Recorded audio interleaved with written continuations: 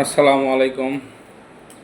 আজকে আমরা CBC test, complete blood cell count, CBC test দ্বারা কি কি রোগ নির্ণয় করা যায় সেটা আলোচনা করব।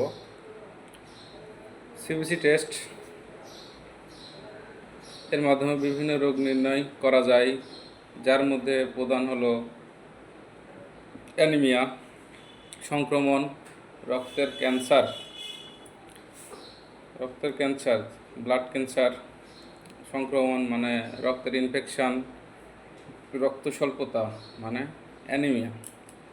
সিবিসি পরীক্ষার মাধ্যমে লোহিত রক্তকণিকা, শ্বেত রক্তকণিকা, অনুচক্রিকা, যেটাকে বলে red blood cell, white blood cell এবং প্লাটলেট। সিবিসি টেস্টের মাধ্যমে white blood cell, red blood cell, platelet এবং হিমোগ্লোবিনের উপাদানগুলি পরিমাপ করা হয়। এছাড়াও সিবিসি পরীক্ষা করে শরীরের অন্যান্য রোগ, রিউমেটয়েড আর্থ্রাইটিস, হৃদরোগ এবং কিডনি রোগের মতো জটিল সমস্যা সমাধানেও সিবিসি টেস্ট হেল্প করে থাকে। সবথেকে প্রধান টেস্ট, ব্লাডের সবথেকে প্রধান টেস্ট হচ্ছে সিবিসি। সিবিসি টেস্ট করলে এই রোগগুলো সম্পর্কে ধারণা পেয়ে যাবে।